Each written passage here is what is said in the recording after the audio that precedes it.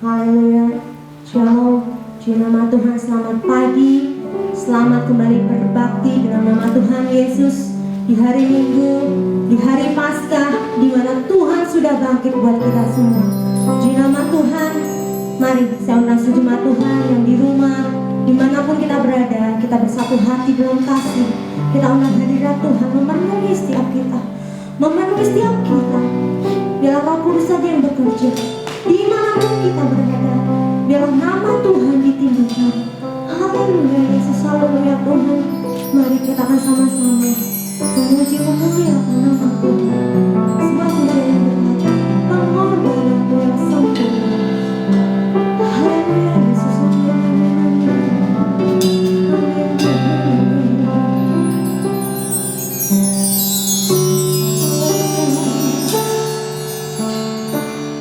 Hidup oleh anugerah-Mu, yang terbaik ku terima.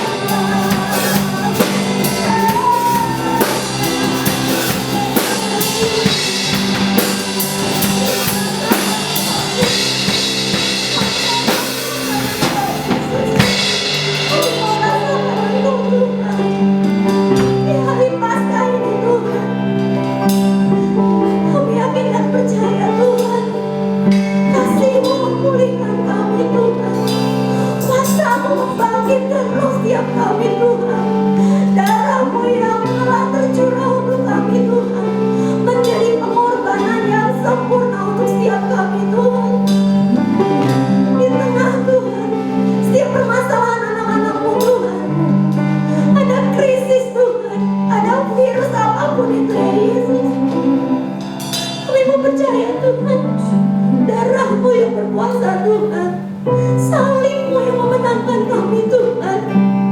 Karena salib-Mu Tuhan memenangkan setiap kami ya Yesus. Kami yakin dan percaya Tuhan, pengorbanan-Mu sempurna untuk setiap kami anak-anak-Mu Tuhan. Kami mau yakin itu Tuhan, kami mau percaya itu Tuhan. Haleluya Yesus, haleluya Tuhan, haleluya Tuhan, haleluya Tuhan, haleluya Yesus, haleluya Tuhan, haleluya Tuhan, haleluya Yesus, amin. Karena salib-Mu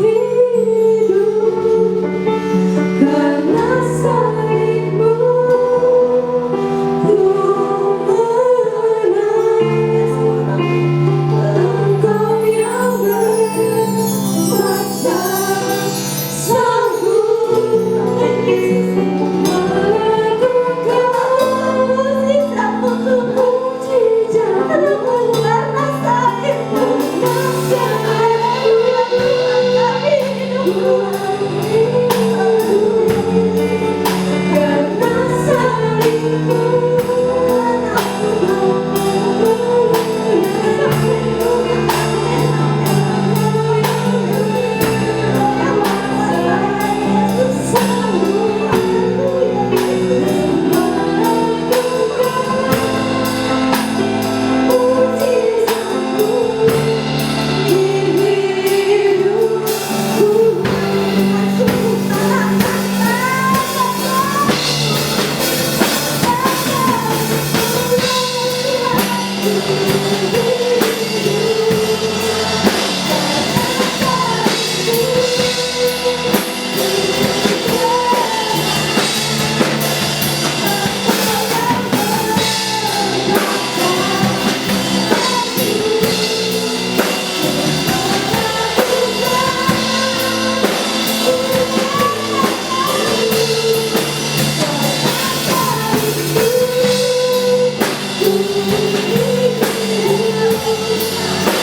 Tuhan.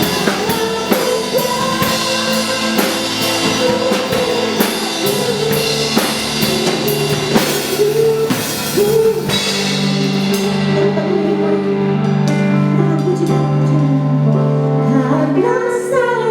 salib-Mu, kami hidup. Karena salib-Mu,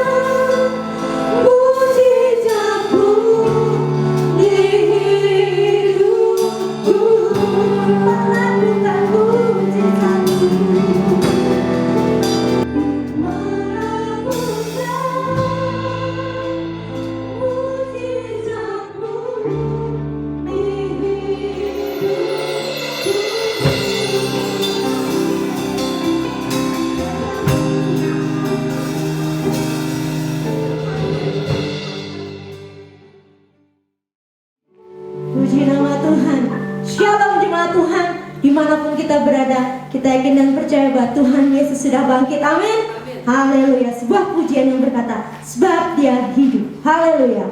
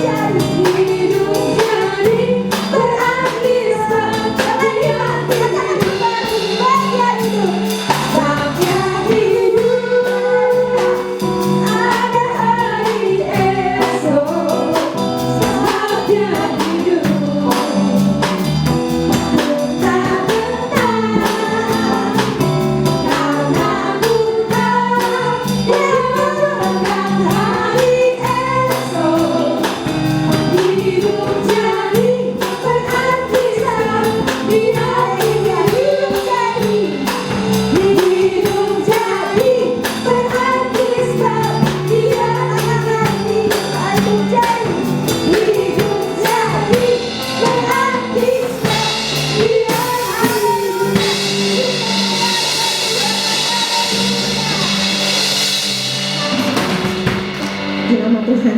Kita percaya sebab Dia hidup. Ada hari esok, ada amin. Haleluya, puji nama Tuhan. Kita akan lanjutkan setiap pujian kita, penyembahan kita. Kita akan sama-sama masuk kembali dalam hadirat Tuhan lebih dan lebih lagi. Sebuah pujian berkata, dengan segenap hati, dengan segenap jiwa. Haleluya, Yesus. Haleluya, Tuhan. Amin, Tuhan. Amin, Yesus. Haleluya. Oh, haleluya, Tuhan. Sebab Engkau yang kudus. Sebab Engkau yang kudus.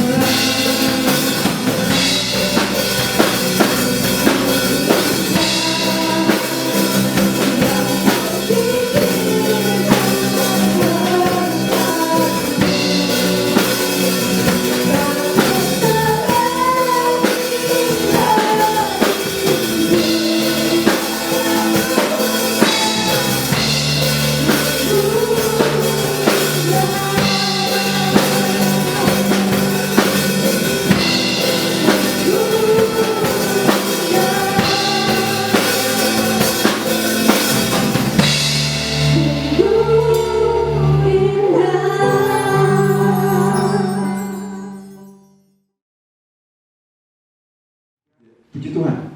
Selamat pagi, Shalom. Puji Tuhan. Dalam ibadah Paskah pada pagi ini, saya bersuka cita karena jemaat Tuhan sungguh mengasihi Tuhan. Amin.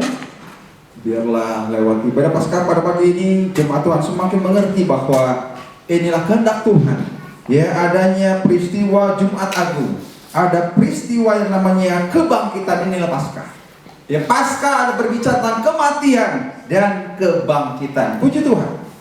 Pagi ini saya ingin memberikan renungan pada kita semua yang terambil dalam 1 Korintus 15 ayat 20 sampai 23. 1 Korintus 15 ayat 20 sampai 23. Ini adalah ayat-ayat yang biasa dibacakan dalam ibadah-ibadah Paskah. Puji Tuhan. Pagi ini saya ingin membacakan ayat-ayat ini untuk kita semua. 1 Korintus pasal 15 ayat 20 sampai 23 berkata demikian. Tetapi Tetapi yang benar ialah bahwa Kristus telah dibangkitkan dari antara orang mati sebagai yang sulung dari orang-orang yang telah meninggal. Sebab sama seperti maut datang karena satu orang manusia, demikian juga kebangkitan orang mati datang karena satu orang manusia. Karena sama seperti semua orang mati dalam persekutuan dengan Adam, demikian pula semua orang akan dihidupkan kembali dalam persekutuan dengan Kristus. Tetapi tiap-tiap orang menurut urutannya. Kristus sebagai buah sulung, sesudah itu mereka yang menjadi miliknya pada waktu kedatangannya. Sudah yang percaya katakan amin. Amin. Puji Tuhan. Biarlah ibadah pagi ini membawa kita untuk lebih mengerti firman Tuhan. Ya, untuk lebih mengerti makna kebangkitan Kristus. Ayat 20 berkata, tetapi yang benar ialah bahwa Kristus telah dibangkitkan dari antara orang mati sebagai yang sulung dari antara orang-orang yang telah meninggal. Kita bertanya, apakah benar Yesus yang pertama atau yang sulung yang dibangkitkan dari antara orang-orang mati? Ini banyak orang-orang yang bertanya, mengapa Paulus katakan kepada jemaat di Korintus bahwa Yesus yang sulung? Bukankah dalam perjanjian lama ada beberapa peristiwa orang-orang yang sudah mati dibangkitkan? Orang-orang yang sudah mati dibangkitkan. Di antaranya Elia membangkitkan anak seorang janda yang sudah mati. Ya, dalam perjanjian baru, zaman perjanjian baru ada Lazarus yang mati dibangkitkan. Mana yang benar? Tetapi Paulus katakan bahwa tetapi yang benar ialah bahwa Kristus telah dibangkitkan dari antara orang mati sebagai yang sulung dari orang-orang yang telah meninggal. Nah, ada kata yang sulung. Kita akan belajar dari kata yang sulung ini. Apa maknanya yang sulung? Bukan hanya pertama. Ada satu perintah kepada bangsa Israel lewat Musa di dalam kitab Imamat pasal yang ke-23 ayat 9 dan 10.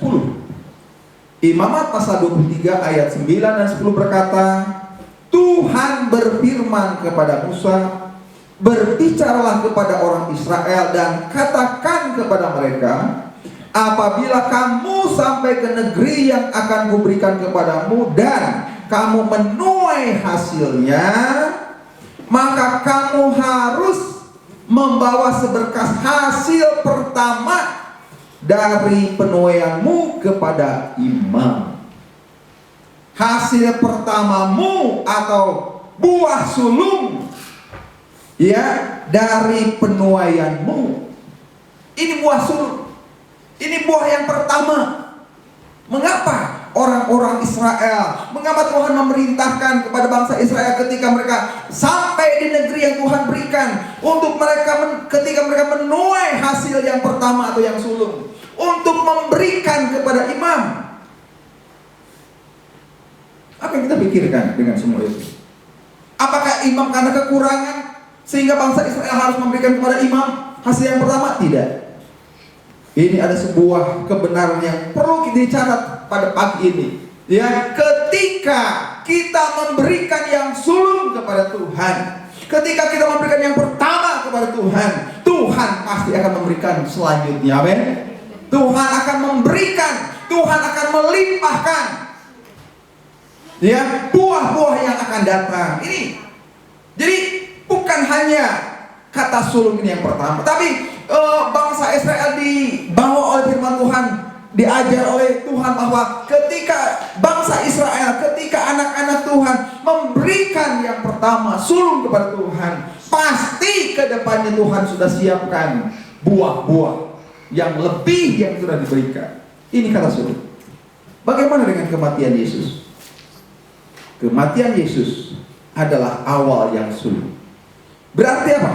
ketika Yesus dibangkitkan, bahwa akan terjadi ke depan kebangkitan. Amin. Terjadi sebuah kebangkitan.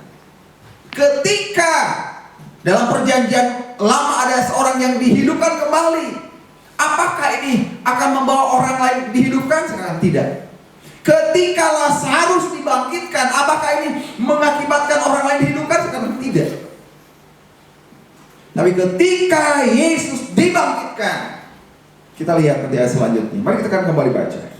Ini buah sulung. Harus ingat bahwa kematian Yesus adalah yang sulung. Ya, dalam 1 Korintus 15 tadi saya ingin bacakan kembali. Ayat 20 dikatakan, tetapi yang benar ialah bahwa Kristus telah dibangkitkan dari antara orang mati sebagai yang sulung dari antara orang-orang yang telah meninggal.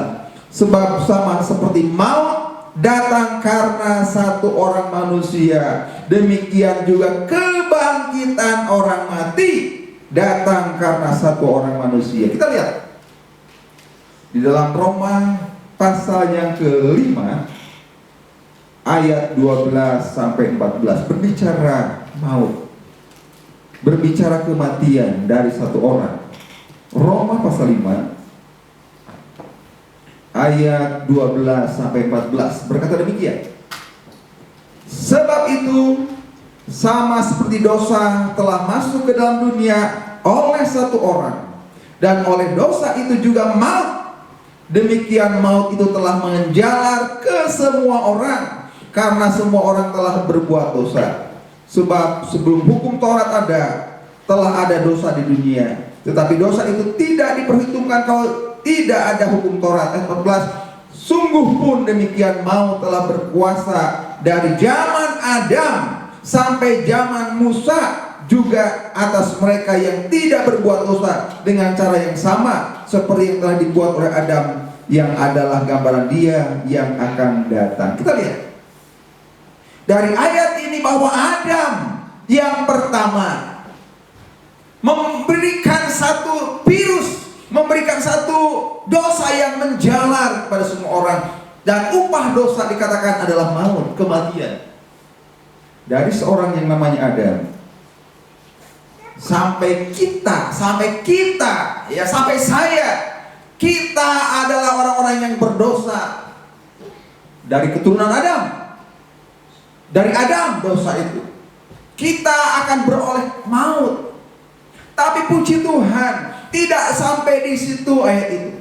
Bagaimana kita bisa membaca bahwa Kristus yang sulung? Ya, kembali kepada pasal 1 Korintus 13 tadi. Maaf, 1 Korintus 15 tadi. Saya ingin menegaskan kembali, ya, kalau ada satu orang yang membawa kepada kematian, tapi dia, yaitu Yesus, membawa kepada kehidupan.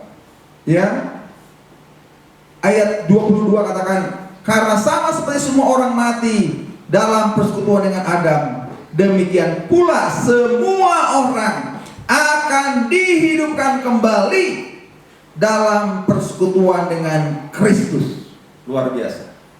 Ketika kita bersekutu dengan Adam, kematian, maut sudah menjadi bagian kita. Tapi bersyukur, karena persekutuan dengan Kristus dikatakan, karena persekutuan dengan Kristus, kita yang harusnya mati akan dihidupkan. Amin. Akan dihidupkan kembali dalam persekutuan dengan Kristus. Inilah tema saya hari ini.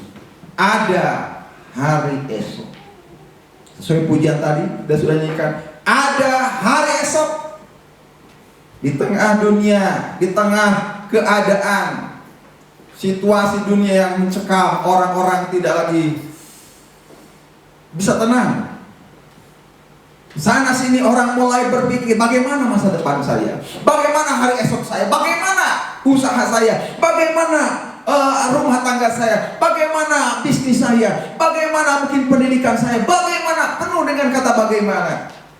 Hari ini saya mau katakan bahwa percaya, di dalam Yesus ada kebangkitan. Amin. Di dalam Yesus ada kebangkitan. Ya, biarlah momen peristiwa kebangkitan ini menjadi iman buat kita bahwa ada peristiwa yang namanya kematian, penyaliban. Ini yang menyakitkan secara fisik tubuh. Suatu suasana yang tidak menyenangkan buat kita. Tapi biarlah momen kebangkitan pun harus kita aminkan. Ya, ada peristiwa kebangkitan di dalam Kristus. Ya, kalau kita bersekutu dengan Kristus, ya, kita dibangkitkan. Luar biasa. Wah, seharusnya kita sudah mati karena dosa, tapi karena persekutuan dengan Kristus. Jadi orang yang bersekutu dengan Kristus itulah yang akan dibangkitkan. Amin. Maka miliknya akan juga dibangkitkan. Jadi saudara bertanya, siapakah miliknya? Apakah saya termasuk milik atau bukan? Masih ragu-ragu. Kita seringkali meragukan apakah saya sudah menjadi milik Tuhan. Saya mungkin kurang berdoa, saya kurang mungkin menyumbang untuk gereja, saya kurang mungkin berkorban untuk gereja. Apakah saya menjadi milik Tuhan? Saya katakan, dengar firman Tuhan. Dengarkan firman Tuhan. Apakah saudara sudah menjadi milik Tuhan? Roma pasal 8 ayat 9 sampai 11. Roma pasal 8 ayat 9 sampai 11 berkata demikian. Tetapi kamu tidak hidup dalam daging, melainkan dalam roh. Jika memang roh Allah diam di dalam kamu. Tapi jika orang tidak memiliki roh Kristus, sekali lagi, jika orang tidak memiliki roh Kristus, ia bukan milik Kristus. Tetapi jika Kristus ada di dalam kamu, maka tubuhmu memang mati karena dosa, tetapi roh adalah kehidupan. Jika orang tidak memiliki roh Kristus, sekali lagi, jika orang tidak memiliki roh Kristus, ia bukan milik Kristus. Tetapi jika Kristus ada di dalam kamu, maka tubuhmu memang mati karena dosa, tetapi roh adalah kehidupan oleh karena kebenaran. Ya, ayat 11 katakan, dan jika roh Dia yang telah membangkitkan Yesus dari antara orang mati diam di dalam kamu. Nah, ingat, saya ulangi lagi ayat 11. Katakan, jika roh Dia yang telah membangkitkan Yesus dari antara orang mati diam di dalam kamu, maka Ia yang telah membangkitkan Kristus Yesus dari antara orang mati akan menghidupkan juga tubuhmu yang panah itu oleh rohnya yang diam di dalam kamu. Amin. Ketika roh Allah berdiam dalam kita, kita sudah menjadi miliknya. Pertanyaan lagi, apakah roh Allah ada dalam saya?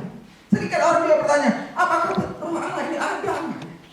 Apa ukurannya? Saya ini ada roh Allah? Apakah dengan berbahasa roh saudara mengatakan bahwa saya ada roh Allah?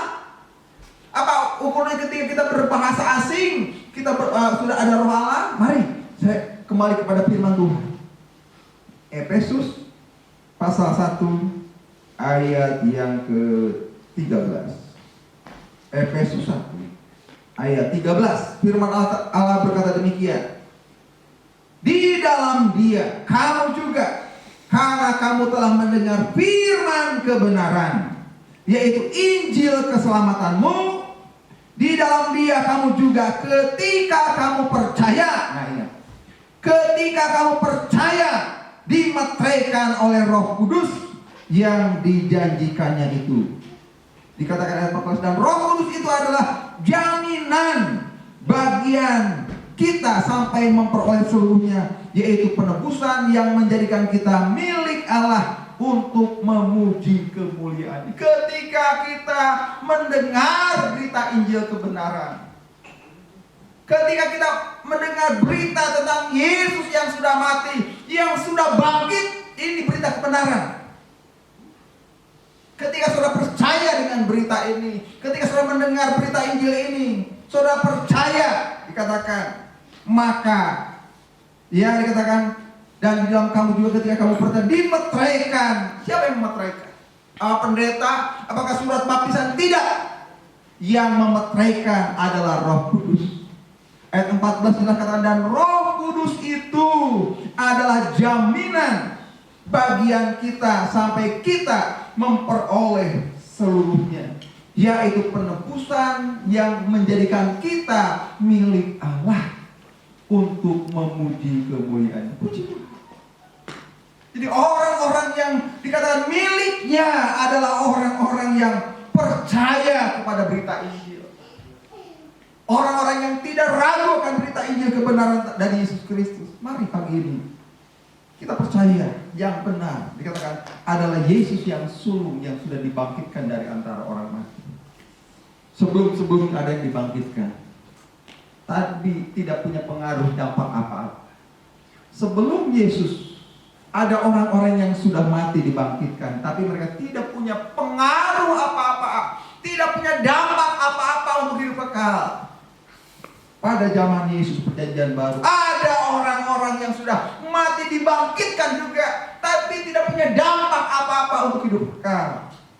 Tapi ketika Yesus yang mati dibangkitkan, punya dampak, akan membawa miliknya pun dibangkitkan. Puji Tuhan. Biarlah kita percaya firman Tuhan pada pagi ini, untuk kita kembali kepada peristiwa kebangkitan ini. Kita tidak ragu dengan peristiwa kebangkitan. Inilah yang benar. Inilah yang benar, katakan ya Paulus kepada jemaat di Korintus. Inilah yang benar. Hati-hati. Ya, ditekankan inilah yang benar. Yesus adalah yang sulung, yang akan membawa miliknya pun dibangkitkan. Puji Tuhan. Biarlah kita tidak takut dengan hari esok. Kita percaya hari esok sudah Tuhan sediakan buat kita, orang-orang yang percaya. Kita percaya bahwa ketika kita beriman, percayakan berita Injil Allah, kita memperoleh kebangkitan. Puji Tuhan. Kita bersyukur buat pagi ini. Mari jemaat Tuhan, kembali kepada firman Tuhan. Kita mau bahwa kita sebagai orang-orang yang percaya tetap pegang janji Tuhan, pegang Injil kebenaran itu. Jangan ragu, jangan menjadi takut dengan keadaan zaman saat ini. Apakah saya punya hari esok? Ya, apakah saya ada punya masa depan? Biarlah pagi ini, ya, jemaat Tuhan, gereja Tuhan, siapapun kita, untuk kembali kepada firman Tuhan. Apapun situasi kita, mari kembali kepada firman Tuhan, bahwa di dalam Yesus ada hari esok, ada kehidupan kekal. Ini akan memberikan harapan buat kita. Inilah harapan kita yang akan memberikan semangat buat kita, untuk kita tidak takut, untuk kita tetap iring Yesus, untuk kita tetap mengikuti Yesus sampai selama-lamanya. Amin. Puji Tuhan. Sebuah pujian untuk mengakhiri firman Tuhan yang tadi katakan, sebab Dia hidup, ada hari esok. Mari nyanyikan lagu ini dengan iman. Ya, sebab Dia hidup, ada hari esok. Ya, inilah jaminan buat kita anak-anak Tuhan. Ya, karena Dia hidup. Ya, puji Tuhan, kebangkitannya membuat kita dan saudara ada hari esok. Puji Tuhan. Kita sama-sama naikkan pujian ini. Sebab Dia hidup. Kita sama-sama berdiri. Haleluya, haleluya. Sebab Dia hidup.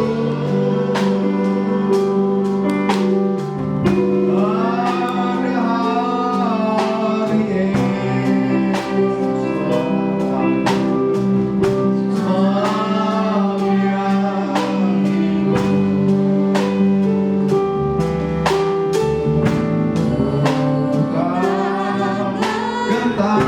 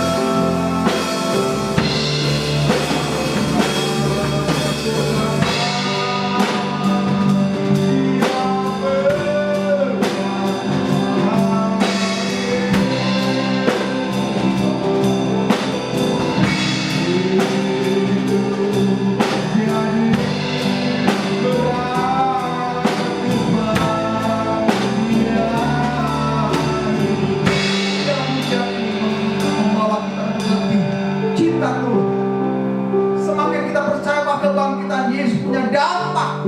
Dialah buah sulung. Dialah yang awal untuk membangkitkan kita orang-orang percaya, untuk membangkitkan kita, yaitu orang-orang menjadi miliknya Tuhan. Jangan ragukan Tuhan. Ini sebuah kebenaran yang Tuhan sampaikan pada pagi ini. Biarlah berita kebangkitan tidak hanya lewat begitu saja pagi ini. Bukannya berita kebangkitannya sesuatu yang mungkin saudara ikuti setiap tahun, biasa, tidak ada dampak apa-apa. Ingat, berita kebangkitan Yesus adalah punya dampak. Ada hari esok buat kita, ada masa depan buat kita. Mari katakan dengan iman, Tuhan, ampuni kami, seringkali kami takut dengan hari depan kami. Kami mungkin gentar dengan hari depan kami tidak mengerti hari depan kami. Tapi bersama Tuhan ada kebangkitan, ada kemenangan, ada kelepasan. Kembali katakan, sebab yang hidup, haleluya, sama Tuhan, sebab yang hidup, sebab yang hidup. Ada hari esok. Amin. Aku percaya ini. Sebab yang hidup. Putarkan tangan.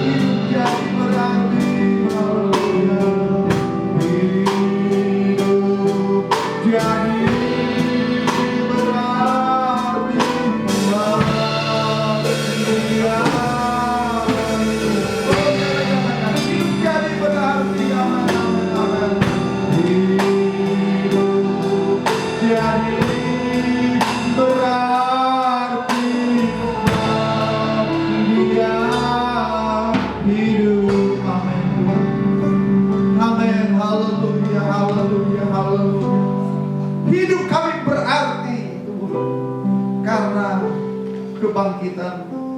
Hidup kami menjadi orang-orang yang berguna, bermanfaat bagi lingkungan kami, bagi keluarga kami, bagi gereja kami, bagi dunia ini. Karena Engkau hidup, karena Engkau bangkit, punya dampak Tuhan.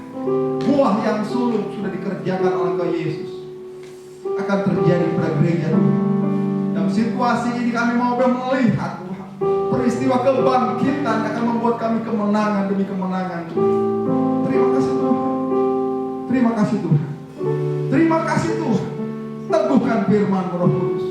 Meteraikan firman-Mu dengan Roh Tuhan dalam hati kami masing-masing. Dimanapun kami berada, kami bersyukur Bapak Dia. Mari angkat tanganmu dan arahkan hati. Dengan demikian saudara kasih, pulanglah ke tempat masing-masing dan terimalah berkat dari Allah Bapa, Putra dan Roh Kudus, yaitu di dalam nama Tuhan Yesus Kristus.